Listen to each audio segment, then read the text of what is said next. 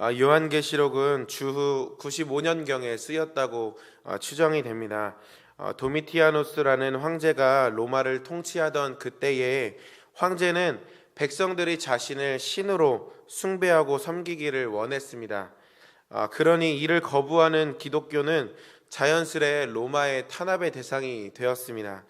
초대교회 사람들은 정말 그 로마의 압제 속에서 온갖 고초를 다 겪어야 했습니다.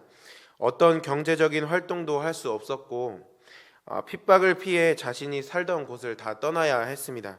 제대로 된 교육을 받지도 못했습니다. 지금 반모섬에서 요한계시록을 쓰고 있는 이 세례 요한처럼 유배를 가기도 했고 또 심지어는 순교를 당하던 때가 바로 이 때였습니다. 글로 보고 있는 우리는 이들이 당한 핍박이 얼마나 고통스러운지를 실감하기가 다 어렵지만 당시 그리스도인들에게는 정말 엄청난 핍박이었을 것 같습니다. 만약 이러한 어려움을 당하는 때에 내가 살았다면 나는 황제를 경배하는 것을 담대히 거부하고 오직 주님만 경배하면서 살아갈 수 있었을까 하는 생각도 들었습니다. 부끄럽지만 저는 그렇게 할 수 없었을 것 같다라는 생각을 하게 되었습니다. 내가 왜 예수를 믿는 것 때문에 이런 고난을 당해야 할까? 다시 오시겠다고 하신 예수님은 도대체 언제 오시는 것일까? 정말 예수님이 오시긴 하는 것일까? 제 안에 이런 믿음 없는 생각들이 계속 일어날 것 같았습니다. 말씀을 보며 그런 생각을 하다가 예전에 한 목사님께서 설교 중에 한 영화를 소개시켜 주신 것이 생각이 났습니다. 2015년도에 개봉한 암살이라는 영화였습니다. 이 영화는 일제감정기 때인 1933년도를 배경으로 하는 영화입니다. 당시 대한민국 임시정부 독립운동가들의 그 활약을 그린 영화인데 거기에 이정재 씨가 이제 주인공을 맡아서 연기를 했습니다. 이정재 씨가 맡은 그 주인공은 염석진이라는 인물로 청년 시절부터 독립운동을 했던 사람이었습니다. 그러니까 젊은 시절부터 그렇게 독립운동을 했으니까 얼마나 그 사람이 어려운 삶을 살았겠습니까? 매일같이 생명의 위협을 받는 힘들고 어려운 삶을 살았을 것 같습니다. 이 염석진이라는 사람이 독립운동가로 사는 것이 너무 힘들고 고통스러우니까 중간에 변절하게 됩니다. 변절해서 독립군의 명단을 다 일본에게 넘겨주고 독립군의 모든 작전을 다 이야기해 주기도 합니다. 시간이 지날수록 이 염석진이라는 사람의 행동이 의심을 사게 됩니다. 그러다가 결국에는 이중 간첩짓을 하고 있다는 것이 다 들통나게 되었고 그렇게 염석진은 어려서부터 같이 독립운동을 했던 친구에게 처형을 당하게 됩니다. 그런데 마지막으로 이 처형을 하기 전에 같이 독립운동을 어려서부터 했던 그 친구가 이 염석진을 향해서 총을 겨누면서 이런 가슴 아픈 질문을 던집니다. 도대체 왜 동지들을 배신했어? 도대체 왜 동지들을 배신했어? 친구들을 죽여야 하는 사실이 원망스러운 듯이 염석진에게 그렇게 이야기하는 것입니다. 그때 이 염석진의 대답이 참 마음이 아픕니다. 뭐라고 대답하냐면 해방이 이렇게 빨리 올 줄 몰랐지. 해방이 이렇게 빨리 올 줄 몰랐지. 그리고 그가 다음에 절규하면서 쏟아내는 말이 몰랐으니까, 해방이 될 줄 몰랐으니까, 알았으면 내가 그랬겠나 라고 절규하는 것입니다. 이 염석진의 마지막 절규가 이 영화를 소개하시는 목사님의 마음에 한동안 계속 남아 있었다고 합니다. 저도 이 영화를 보면서 그가 독립운동을 하면서 겪었던 고난과 고통이 얼마나 큰지가 다 그 영화 속에 그려져 있기 때문에 그 절규가 정말 가슴 아프게 느껴졌습니다. 이렇게 일제감정기 때 수많은 독립운동가들이 언제 해방될지도 모르는 상황에서 나라의 해방을 위하여서 수많은 고통과 싸우면서 그 시절을 다 보냈습니다. 그렇듯이 오늘 이 초대교회 그리스도인들도 그러한 삶을 산 것입니다. 수많은 고난을 견뎌야 했던 이 초대교회 그리스도인들에게도 내가 지금 잘하고 있는 것이 맞는 것일까? 예수님이 정말 다시 오시기는 하는 것일까 하는 질문이 늘 따라왔을 것입니다. 이렇게 우리의 영혼을 뒤흔드는 고뇌가 가득한 그때에 주님이 언제 오시는지, 정말 다시 오시는 것이 맞는지 고뇌하며 살아가는 그때에 주님께서 오늘 본문의 환상을 보여주시는 것입니다. 1절 말씀입니다. 하늘에 큰 이적이 보이니 해를 옷 입은 한 여자가 있는데 그 발 아래에는 달이 있고 그 머리에는 12별의 관을 썼더라. 말씀은 먼저 하나님께서 요한에게 큰 이적을 보여주셨다고 이야기합니다. 그 이적이 뭐냐면 한 여자가 있는데 그 여자가 머리부터 발끝까지 해와 달과 별을 두르고 있다라고 것을 보여주신 것입니다. 그렇다면 이 이적의 의미가 무엇일까? 여기서 나오는 여자는 하나님의 백성을 이야기합니다. 하나님의 신부된 교회들을 이야기하는 것이죠. 즉 쉽게 말하면 하나님께서 요한에게 교회의 모습을 보여주고 계십니다. 그런데 그 교회가 하늘의 해와 달과 별의 영광을 두르고 있는 것을 보여주시는 것입니다. 교회가 온몸에 그 빛나는 영광을 가졌다라는 것입니다. 말씀을 묵상하면서 깨닫게 된 것이 하나님께서는 정말 이것을 영광으로 보시는구나, 이것을 빛나는 것으로, 이것을 가치 있는 것으로 여기시는 것이구나라는 것을 깨닫게 되었습니다. 지금 초대교회 성도들은 큰 어려움을 당하고 있지요. 로마 황제로부터 박해를 당하고 또 굶주려야 하는 그 고통의 나날들을 보내고 있습니다. 세상의 눈으로 보면 마치 로마가 영광을 가진 것처럼 보이고 교회는 어둠의 밤을 지나고 있는 것처럼 보입니다. 그러나 하나님께서 보실 때에는 어떻다라고 이야기하시는 것입니까? 큰 권세를 가진 로마를 빛나고 영광스럽게 보시는 것이 아니라 온갖 고난 속에서도 자신의 신앙을 끝까지 지켜나가는 하나님의 백성을, 그 교회를 하나님께서 빛나고 영광스럽게 보고 계신다라는 것입니다. 사랑하는 성도 여러분, 우리 모두가 하나님께서 빛나고 영광스럽게 보시는 자들 다 되기를 소망합니다. 우리 교회가 정말 하나님께서 영광스럽게 보시는 그 교회 되기를 간절히 소망합니다. 하나님께서 영광스럽게 여기시는 교회는 로마처럼 크고 화려한 건물의 교회가 아닙니다. 수많은 백성들, 수많은 사람들이 있는 교회도 아닙니다. 오히려 요즘은 크고 화려한 대형 교회들이 그곳에 하나님이 계시지 않는 것처럼 보일 때도 많이 있습니다. 정말 하나님께서 빛나고 영광스럽게 보시는 교회는 다시 오시겠다고 약속하신 그 예수님의 말씀 붙들고 온갖 핍박 속에서도 변절하지 아니하고 주님을 주인으로 모시는 교회, 주님의 말씀만을 따르는 교회, 그 교회를 하나님께서 빛나고 영광스럽게 보신다라는 것입니다. 정말 우리가 그런 교회 되기를 간절히 소망하고 그런 자들 되기를 간절히 소망하지만 사실 그런 믿음을 갖고 살아가는 것이 쉬운 일은 아니죠. 하나님께서 보시기에 영광스러운 교회 되기보다 세상의 영광 바라보면서 살아갈 때가 많이 있는 것 같습니다. 그거 바라보면서 타협하는 신앙, 변절된 신앙 갖고 살아갈 때가 많이 있습니다. 2절 말씀을 함께 보면 이 여자가 아이를 베어 해산하게 되매 아파서 애를 쓰며 부르짖더라 라고 이야기하십니다. 아파서 애를 쓰며 부르짖더라. 아픈 것 때문에 애를 쓰게 되고 저절로 부르짖게 되는 그런 아픔 경험해 보신 적 있으십니까?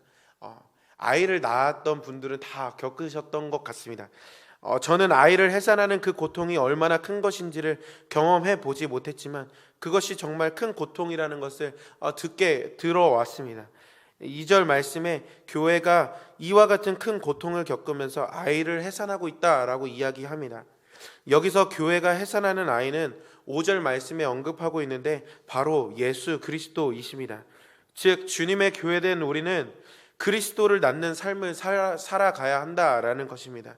나의 영광, 나의 이름을 높이는 삶이 아니라 그리스도의 영광, 그리스도의 이름만 남는, 그렇게 그것만 낳게 되는 삶을 살아가야 한다라는 것입니다.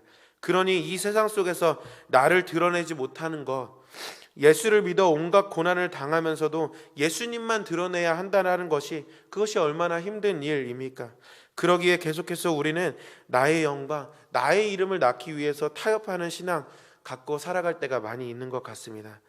그러나 사랑하는 성도 여러분, 하나님께서는 교회에 그리스도를 해산해야 한다라는 사명을 오늘도 우리에게 주시는 줄 믿습니다. 교회를 통하여 예수 그리스도가 전파되고 그래서 온 세계와 열방 가운데 예수 그리스도의 이름만 남게 되는 그 사명을 우리 교회들에게 허락하여 주시는 줄 믿습니다. 산모가 10달 동안 아이를 품고 있다가 10달이 되면 그 아이를 낳게 되는 것처럼 우리 안에도 그리스도를 품고 살아가는 삶, 결국 그 그리스도가 낳게 되는 삶이야말로 하나님께서 우리에게 주신 사명이요, 교회가 가지는 최고의 영광인 것입니다. 물론 우리가 그리스도를 낳기까지 고난이 따르고 때로는 그 고통이 해산하는 것 같은 고통일 때가 있습니다. 그러나 산모가 해산하는 고통을 다 겪고 나서 아이를 낳았을 때에 그 아이를 향하여서 왜 나에게 이런 고통을 주었냐고 하는 산모는 없지요.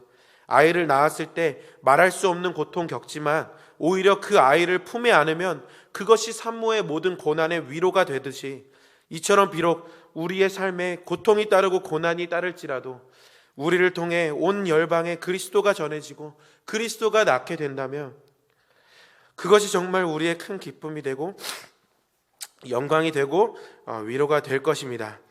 사랑하는 성도 여러분, 정말 영광스러운 것이 무엇입니까? 로마입니까? 아니면 성도의 신앙입니까?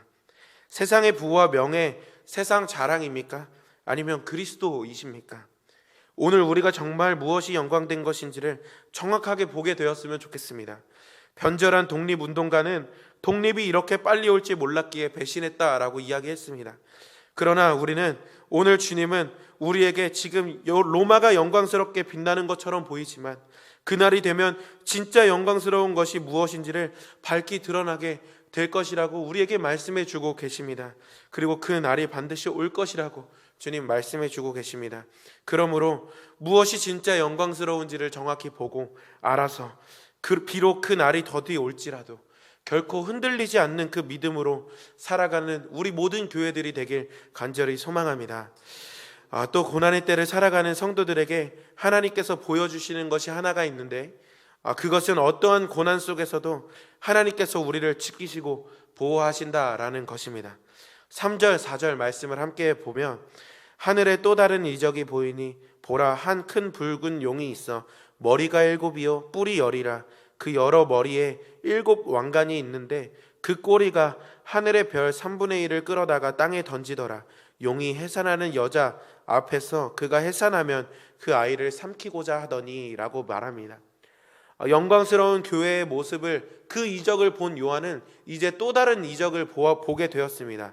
그것은 용 하나를 보게 된 것인데, 이 용에 대한 설명을 쭉 나열하는 것을 볼 수 있습니다. 먼저 그 용은 크고 붉은 용이다 라고 이야기합니다. 크다라는 것은 그 권세가 만만치 않게 강하다라는 것입니다.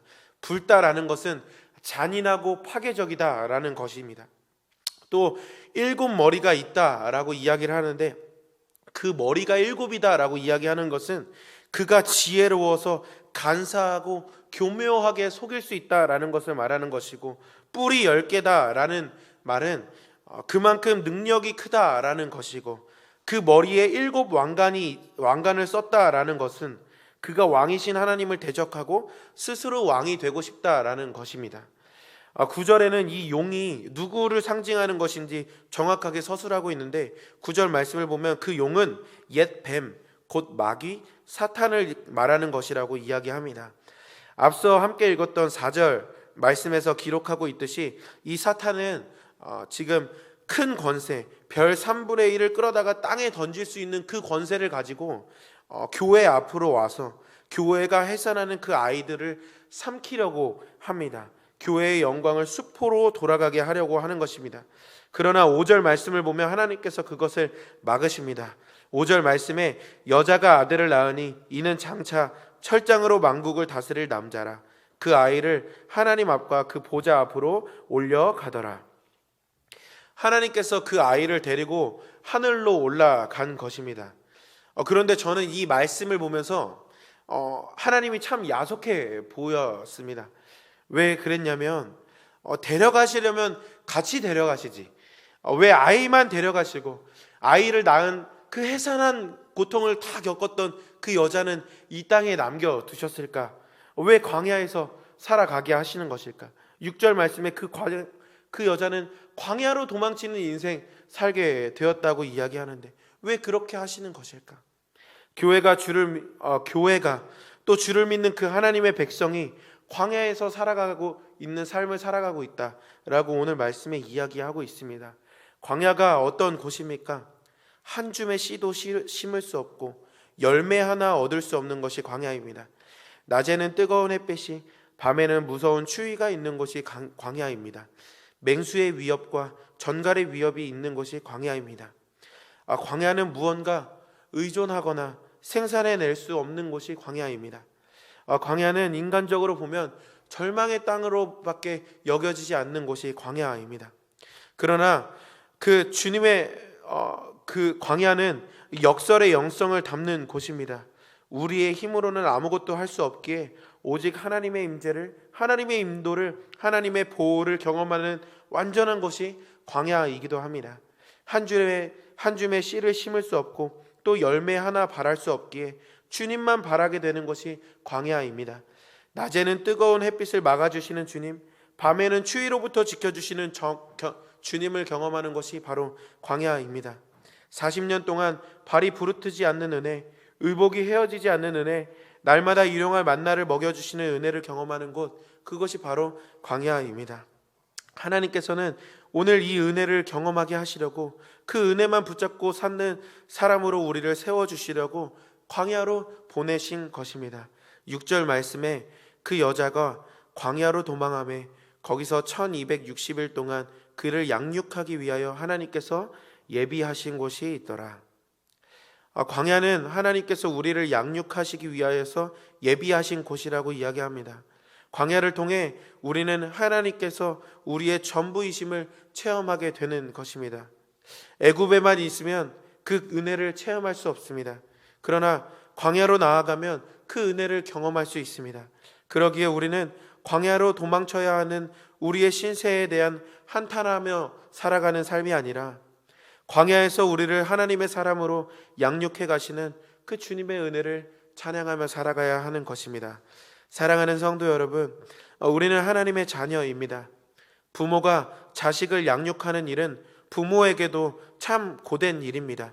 그러나 하나님께서는 우리를 직접 양육하시기 위하여서 우리를 광야로 불러주고 계십니다. 광야는 우리를 사랑하시는 하나님의 사랑을 온전히 경험하는 곳이기도 합니다. 혹시 지금 우리의 삶이 광야와 같은 광야의 길을 걷고 있는 것처럼 느껴지는 삶을 살고 있지는 않습니까?